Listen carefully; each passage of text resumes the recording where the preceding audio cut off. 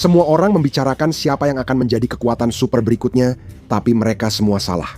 Tidak akan ada lagi kekuatan super, sebab kondisi unik abad ke-19 dan ke-20 yang menciptakannya sudah tidak ada. Permainan telah berubah secara fundamental.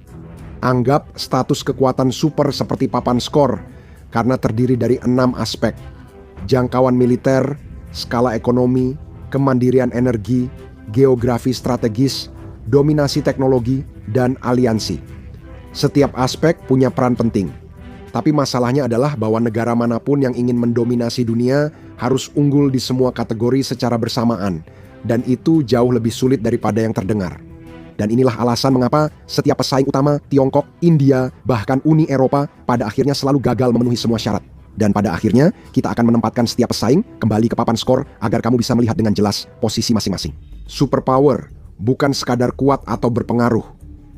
Prancis berpengaruh, Arab Saudi kuat, namun keduanya bukan negara adidaya. Sebuah negara adidaya mewujudkan dominasi di berbagai dimensi pengaruh secara bersamaan: militer, ekonomi, teknologi, dan geografis. Semuanya sekaligus dengan jangkauan global. Kekaisaran Inggris hampir mencapainya, tetapi mereka kekurangan kapasitas industri tertentu dan terus-menerus menghadapi beban imperial yang berlebihan. Uni Soviet memiliki kekuatan militer yang sangat besar, tetapi ekonominya rapuh dan akhirnya runtuh di bawah bebannya sendiri setelah tahun 1991 Amerika Serikat. Itu sesuatu yang berbeda, benar-benar momen unipolar. Negara adidaya dengan ekonomi terbesar, teknologi unggul, mata uang cadangan, geografi terlindungi, dan jaringan aliansi terkuat. Itu adalah segalanya di mana-mana, semuanya bekerja bersama secara bersamaan. Anda bisa membayangkan konsep menjadi negara adidaya global seperti permainan strategi video game di mana Anda merancang kerajaan yang sempurna. Anda harus meraih skor tinggi di semua bidang ini. Pertama, jangkauan militer bukan hanya soal tentara kuat dan banyak tank untuk mengalahkan musuh terdekat. Anda harus mampu memproyeksikan kekuatan Anda jauh melampaui cakrawala lautan. Itu berarti membangun angkatan laut biru yang bisa beroperasi di mana saja tanpa hambatan. Anda perlu pangkalan luar negeri di beberapa benua dan kemampuan bertempur serta memenangkan perang jauh dari tanah air. Jangkauan militer jelas, namun sepenuhnya bergantung pada kategori kedua. Skala ekonomi. Produk domestik bruto penting. Tapi negara juga butuh pasar domestik besar yang jadi andalan bagi negara lain. Anda perlu mata uang global dan pengaruh ekonomi untuk memberi imbalan pada teman, serta menghukum musuh di mana saja. Ekonomi Anda bergantung pada energi. Jika listrik Anda bisa dimatikan orang lain, Anda bukan negara adidaya. Anda perlu sumber daya domestik besar atau rantai pasokan yang sangat aman, dan sekarang hal itu makin sulit didapat. Akan sangat membantu jika Anda memiliki beberapa pertahanan alami yang cocok dengan kategori keempat kita, yang akan kita sebut geografi strategis. Pertahanan alami membuat Anda hampir mustahil untuk diserang. Lautan, pegunungan, dan tetangga ramah. Menguasai titik sempit, jalur pelayaran, selat, sistem keuangan, infrastruktur internet, dan rantai pasokan teknologi sangat penting menuju dominasi teknologi. Anda perlu memiliki kendali yang hampir monopoli atas teknologi-teknologi penting yang sangat dibutuhkan negara lain dan tidak mudah mereka tiru. Menjadi ahli membuat ponsel pintar yang sedikit lebih baik tiap tahun tidak termasuk kategori ini. Kita membahas penguasaan teknologi di mana semua orang menyewa masa depan dari Anda. Anda butuh jaringan mitra andal yang memperkuat, bukan melemahkan kekuatan Anda. Ini disebut arsitektur aliansi. Calon mitra harus mau mengikuti arahan Anda saat krisis, menjadi tuan rumah pangkalan militer Anda, dan mentoleransi atau mengadopsi standar budaya Anda. Ada juga kategori lain yang perlu dipertimbangkan. Populasi memengaruhi geopolitik. Memiliki tingkat kelahiran stabil dan tren demografi positif sangat membantu. Pengaruh diplomatik, sejarah, dan budaya sangat penting. Semua ini termasuk kekuatan lunak yang cenderung subjektif dan sulit dibuktikan secara empiris. Secara keseluruhan, jika membangun negara adidaya ideal dari awal, hasilnya mungkin seperti ini. Negara besar dengan lautan di kedua sisi, ratusan juta penduduk, sumber energi melimpah, pusat keuangan dunia, dan monopoli teknologi. Negara lain tak mampu menandingi pangkalan militer di tiap benua dan sekutu yang selalu siap saat dibutuhkan. Ini tercapai pada 1945 saat Amerika Serikat keluar dari Perang Dunia II dengan 50% produk domestik bruto dunia infrastruktur utuh dan monopoli nuklir. Pada 2026, ceritanya berbeda. Aturan lama negara adidaya sudah tak berlaku. 3 perubahan besar membuat model lama itu usang. Kita akan mulai dengan alasan nomor 1. Perang tidak lagi menguntungkan. Sepanjang sebagian besar sejarah manusia, penaklukan itu menguntungkan. Roma berkembang dan mendapatkan provinsi-provinsi yang produktif. Britania membangun kekaisaran kaya sumber daya lewat perdagangan dan ekstraksi. Ekspansi ke Amerika menambah wilayah dan peluang. Kini, ekonominya justru menurun. Perang modern merusak ekonomi. Lihatlah invasi Rusia ke Ukraina pada akhir tahun 2024. Perkiraan menunjukkan bahwa Rusia telah menghabiskan lebih dari 200 miliar dolar untuk perang tersebut, sementara mengalami ratusan ribu korban jiwa. Untuk apa? Wilayah rusak, infrastruktur hancur, sanksi internasional, dan jadi negara paria. Itu membuat ekonomi merugi sekitar 1,3 triliun dolar hingga tahun 2026. Militer telah menghabiskan stok era Soviet selama puluhan tahun, sementara Barat juga tidak jauh lebih baik. Bahkan perang modern yang dianggap sukses jarang impas. Peneliti Universitas Brown memperkirakan perang global melawan teror selama 20 tahun menelan biaya sekitar 8 triliun dolar bagi Amerika Serikat. Di Irak, minyak yang dianggap hadiah utama tak pernah benar-benar menutupi biaya yang dikeluarkan. Meski unggul secara taktis dan teknologi, keputusan politik dan penarikan pasukan malah menciptakan kekosongan kekuasaan besar. Wilayah tetap tidak stabil seperti dulu, jadi mengapa perang kini tak lagi menguntungkan? Kekayaan modern didukung rantai pasokan, pekerja terdidik, dan teknologi yang justru dirusak bom, bukan dikuasai. Kamu bisa merebut pabrik semikonduktor, tapi tanpa insinyur, pemasok, dan pelanggan, itu hanyalah benda mahal yang tidak berguna. Dan kemudian, ada masalah nuklir, perang antar negara adidaya yang memiliki senjata nuklir berisiko, menyebabkan eskalasi yang bisa mengakhiri peradaban. Krisis rudal Kuba menunjukkan bahwa makin dekat dua negara adidaya ke konflik langsung, makin besar risiko kehancuran bagi semua. Ini membatasi jumlah penaklukan yang bisa terjadi. Perang gerilya dan pemberontakan modern membuat pendudukan sangat mahal dan sulit.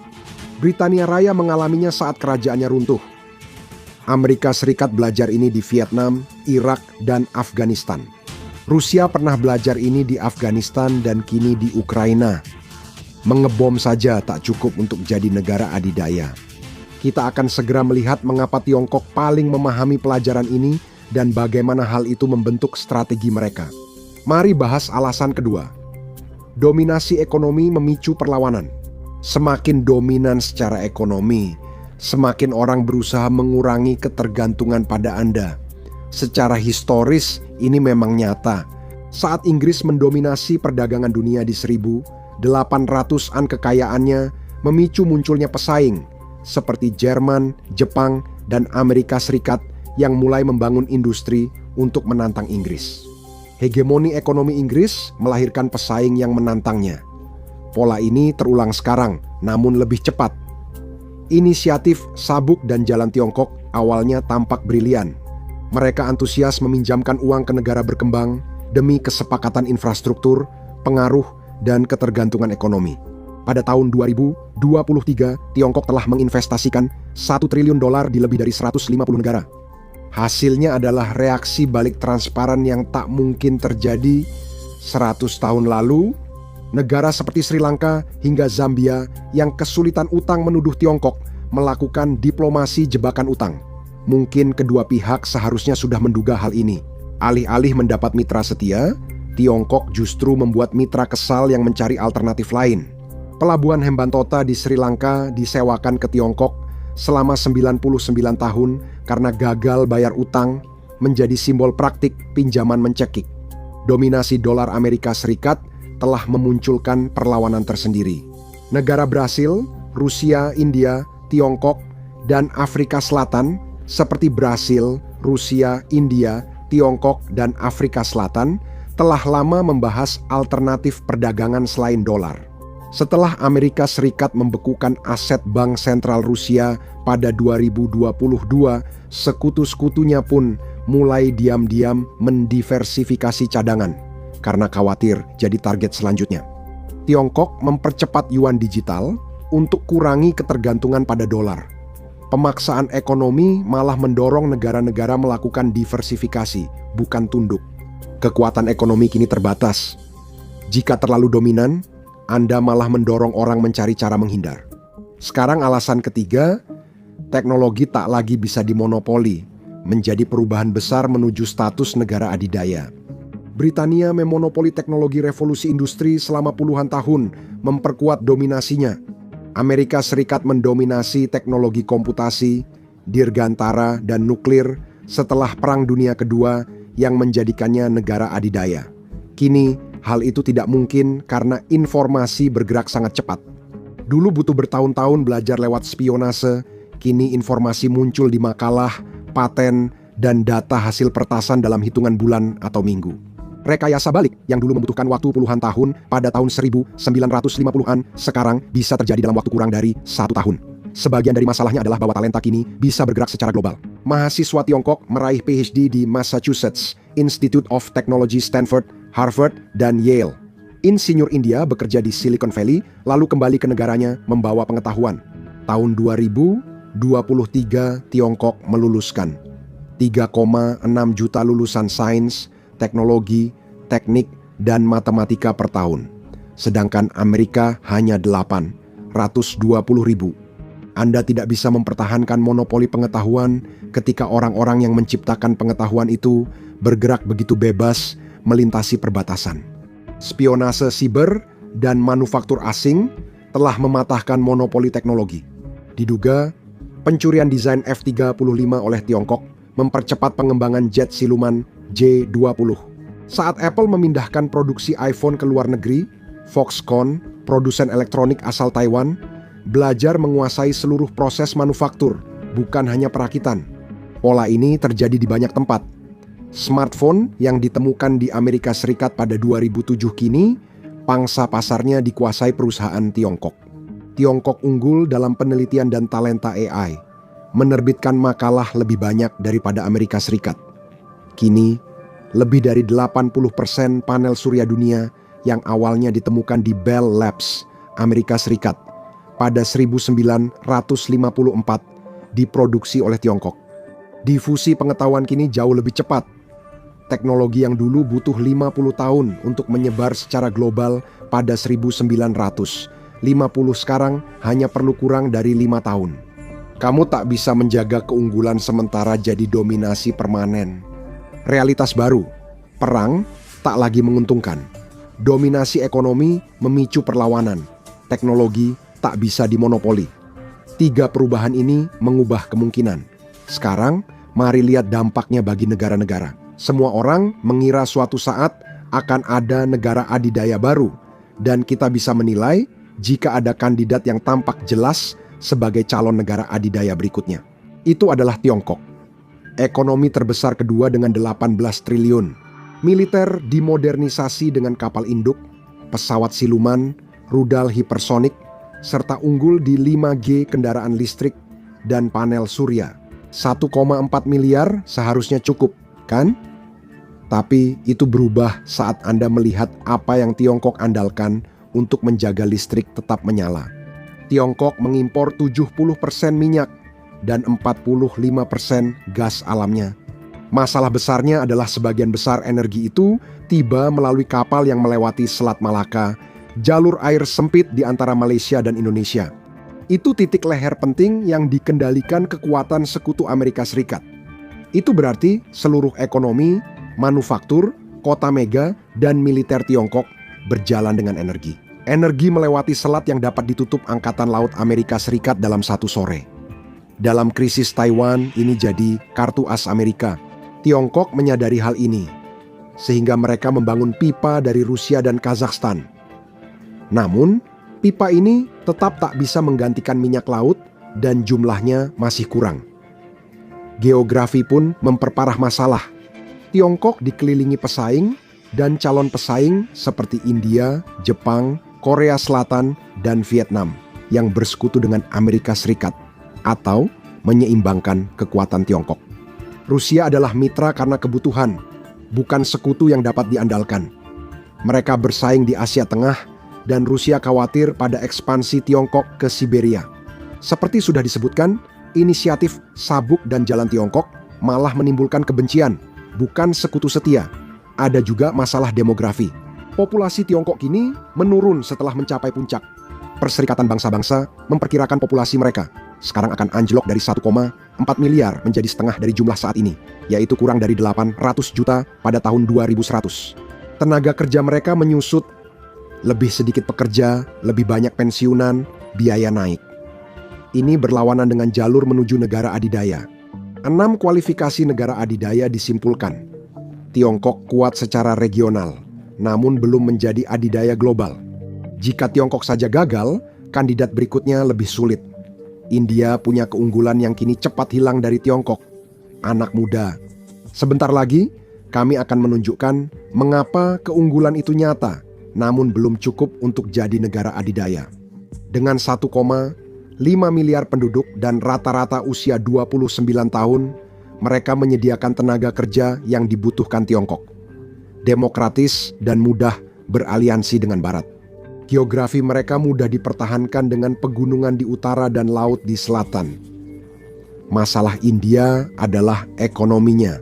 Produk domestik bruto India sekitar 4,1 triliun dolar, seperlima Tiongkok dan 1/7 Amerika.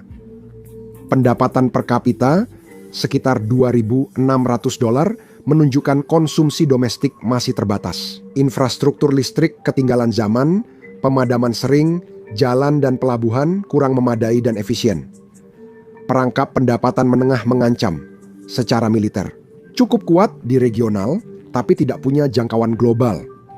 Angkatan Laut India fokus pada pertahanan pantai, bukan kekuatan Laut Biru. Mereka tak mampu menjalankan ekspedisi di luar Asia Selatan dan belum pernah melakukannya sejak menjadi bagian Kekaisaran Inggris pada Perang Dunia Kedua. Kapan terakhir kamu dengar tentang pangkalan militer India di Afrika, Eropa, atau Amerika Latin? Tidak pernah, karena memang tidak ada. India unggul di layanan teknologi informasi pusat panggilan, pengembangan perangkat lunak, dan back office. Komputermu katanya diretas, dan kamu harus beli kartu hadiah.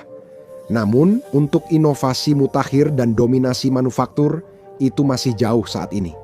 Mereka masih mengimpor banyak perangkat keras militer, menyebabkan ketergantungan pada Rusia meski juga sejalan dengan Barat. Untuk energi, situasinya mirip Tiongkok.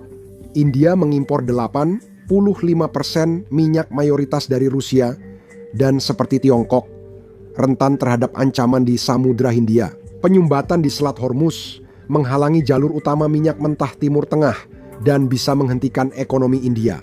Mungkin terdengar seolah-olah 1 miliar orang seharusnya otomatis berarti kekuatan, tapi ukuran populasi saja tidak lagi penting sejak industrialisasi membuat produktivitas lebih penting daripada jumlah mentah.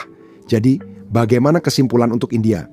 Pemain regional penting, namun masih banyak kekurangan untuk jadi adidaya. Sekarang kita lihat satu kandidat yang tak kekurangan uang. Di atas kertas, Uni Eropa atau Uni Eropa tampak seperti kandidat luar biasa untuk menjadi adidaya global berikutnya. Asalkan kamu percaya bahwa blok negara-negara yang sejalan bisa berfungsi seperti satu kesatuan. Produk domestik bruto, gabungan Uni Eropa hampir 20 triliun dolar setara Amerika Serikat. Uni Eropa memiliki populasi yang cukup besar, yaitu 450 juta jiwa. Uni Eropa juga kuat di bidang dirgantara, otomotif, dan barang mewah. Dan yang paling penting adalah Uni Eropa memiliki arsitektur aliansi yang terintegrasi. Secara harfiah, ini adalah persatuan negara-negara. Dan inilah alasan mengapa Uni Eropa terlihat seperti adidaya di atas kertas, tetapi tetap gagal dalam kenyataan. Begitu Anda membutuhkan mereka bertindak seperti satu negara, mereka tidak bisa. Ini adalah masalah komite. Secara militer, Uni Eropa tidak memiliki komando terpadu. Prancis memiliki senjata nuklir dan menginginkan otonomi strategis. Jerman menghabiskan waktu puluhan tahun dengan kekurangan dana untuk militernya. Anggaran pertahanannya hanya 1,5% produk domestik bruto hingga Rusia menyerang Ukraina dan mengejutkan mereka. Negara Eropa Barat ingin berdagang dengan Rusia. Ini bukan posisi saling melengkapi. Uni Eropa hampir sepenuhnya bergantung pada Amerika Serikat untuk proyeksi kekuatan dan payung nuklir. Ketika krisis muncul, Libya, Suriah, dan Ukraina, hanya untuk menyebut beberapa, Eropa cenderung menunggu Amerika untuk memimpin. 27 militer berbeda bukan berarti satu militer kuat, melainkan seperti komite yang sulit sepakat soal prioritas. Perang Rusia-Ukraina menunjukkan besarnya kerentanan dalam kemandirian energi. Jerman menjadi bergantung pada gas Rusia. Pipa Nord Stream menyuplai sekitar 55% impor gas Jerman sebelum perang. Ketika pasokan itu terputus, harga energi naik di Eropa, mendorong negara mengambil langkah darurat. Transisi energi terbarukan belum tuntas dan terkoordinasi di antara anggota dengan kelemahan utama di persatuan politik. Hongaria blokir konsensus soal Rusia, Prancis-Jerman beda soal fiskal, nuklir, dan pertahanan. Pemerintah Italia sering berganti. Tidak mungkin jadi negara adidaya tanpa kesepakatan kebijakan luar negeri. Brexit membuktikan jika Inggris bisa keluar, seluruh uni ini tidak permanen.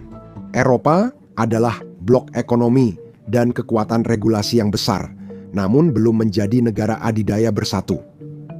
Sekarang, mari kita singkirkan beberapa kandidat lain, mulai dari beruang di ruangan ini. Ekonomi Rusia lebih kecil dari Italia dengan produk domestik bruto 2,2 triliun dolar. Demografinya menurun, populasinya turun. Harapan hidup pria di sana hanya 68 tahun lebih rendah dari Suriah, Palestina, Venezuela, dan Korea Utara. Perang Ukraina menunjukkan kelemahan militer, korupsi, logistik buruk, dan peralatan usang. Mereka hanya kekuatan regional dengan senjata nuklir. Brasil, Indonesia, dan Nigeria adalah kekuatan baru, namun masih kekurangan elemen penting. Brasil punya sumber daya, tapi kurang infrastruktur, teknologi, dan kekuatan militer. Indonesia berpenduduk besar, namun pengaruh ekonomi dan militernya global rendah. Nigeria unggul demografi, namun pemerintah tidak stabil dan infrastruktur kurang. Demografi saja tak cukup membuat negara jadi adidaya. Jika iya, Bangladesh mungkin sudah menguasai dunia. Mari lihat lagi skor akhir kita. Tiongkok gagal dalam kemandirian energi, geografi, dan aliansi. India gagal dalam skala ekonomi, militer, teknologi, dan kemandirian energi. Uni Eropa gagal dalam militer, energi, geografi, dan terutama persatuan politik. Rusia bahkan tak dipertimbangkan, dan jikapun iya, tetap gagal di ekonomi, demografi, dan teknologi. Semua pesaing gagal di beberapa aspek. Lihat polanya. Apa pengganti negara adidaya di tatanan dunia baru? Kekuatan regional seperti Tiongkok di Asia Timur, India di Asia Selatan, dan Amerika Serikat di benua Amerika. Dominasi khusus di bidang tertentu, dengan Amerika Serikat memimpin dalam teknologi dan keuangan, Tiongkok dalam manufaktur, dan Uni Eropa menetapkan standar regulasi yang diikuti semua orang. Di masa lalu, negara adidaya mengendalikan segalanya. Sekarang tampaknya semakin mungkin bahwa kekuatan di masa depan hanya akan mengendalikan sebagian saja. Dunia tampaknya memang pada akhirnya akan menjadi multipolar, menjadi sedikit lebih stabil melalui saling ketergantungan. Namun, siapa yang akan mengatur aksi kolektif saat krisis yang tak terhindarkan terjadi? Globalisasi telah membuat kita terlalu saling terhubung untuk bisa mendominasi, dan Anda tidak bisa mengendalikan sistem yang Anda sendiri bergantung padanya. Abad ke-20 melahirkan negara adidaya lewat monopoli teknologi akibat Perang Dunia dan kolonialisme. Abad ke-21 punya aturan berbeda. Negara adidaya sebenarnya adalah fenomena abad lalu, dan pada akhirnya Amerika Serikat mungkin akan menjadi yang terakhir yang pernah kita lihat. Cek bagaimana awal kehancuran Kekaisaran Amerika Serikat di sini, atau klik video ini.